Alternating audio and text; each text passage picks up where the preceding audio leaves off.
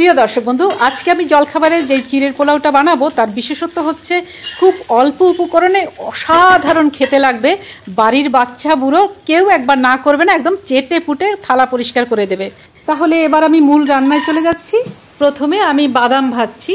তো আমাদের বাড়িতে যেহেতু 3 জন লোক, সেই আন্দাজে আমি নিচ্ছি, আর আপনারা আপনাদের আন্দাজ মতো নেবেন। আমি এখানে চিড়ে নিয়ে নিচ্ছি পরিমাণ মতো। এটা পাতলা চিড়ে, যদি মোটা চিড়ে হয় তাহলে একটু আস্তে আস্তে ধুতে পারেন, মানে ভিজতে পারে, কিন্তু যেহেতু পাতলা চিড়ে তাই আমি সঙ্গে সঙ্গে ধুয়ে তুলে ফেলবো এবং জল ঝরিয়ে রাখবো। সেই যে শুরুতে বাদামটা ভেজেছিলাম সেই তেলেই আমি বাকি কাজটা শুরু করছি। দিচ্ছি 1/2 চামচ কালো সর্ষে।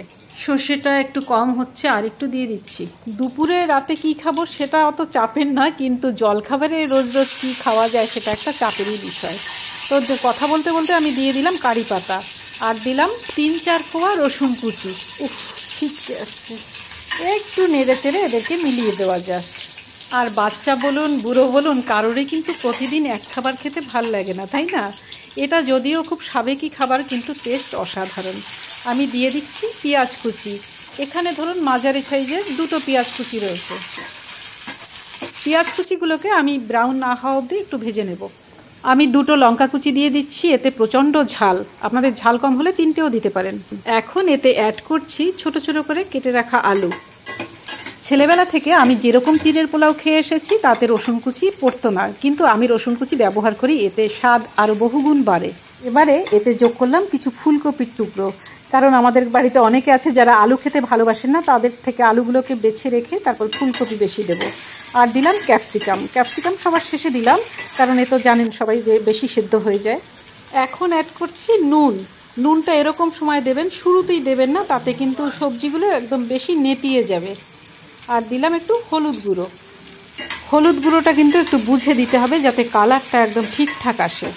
এবারে দেখুন ভাজতে ভাজতে সবজিগুলো হালকা বাদামি রং ধারণ করেছে। এখন আমি চিড়েটা দিয়ে দেব, যেটা জল ঝরিয়ে রেখে দিয়েছিলাম। খুব সুন্দরভাবে নাড়তে হবে, একদম হালকা ফুলকা করে, যাতে দলা পাকিয়ে না যায়, কারণ দলা পাকিয়ে গেলে কিন্তু ভালো লাগবে না। আর যদি ডেলা মতো থাকে তাহলে সেইগুলো একটু আস্তে আস্তে করে ছাড়িয়ে দেবেন।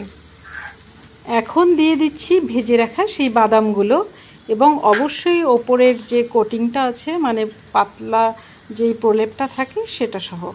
যেটা না হলেই নয়, এবারে দিতে হবে চিনি, সেটা নিজেদের আন্দাজ মতো দেবেন।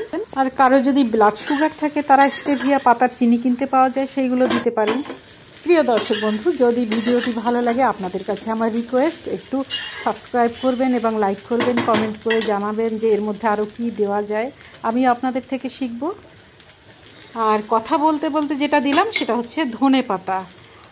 প্রায় হয়ে এসেছে, একটু কাঁচা পেঁয়াজের টুকরো দিয়ে দিলাম, এতে স্বাদ কিন্তু আরও বহুগুণ বেড়ে যায়। আজ এই পর্যন্তই, তাহলে আসি, সবাই খুব ভালো থাকুন।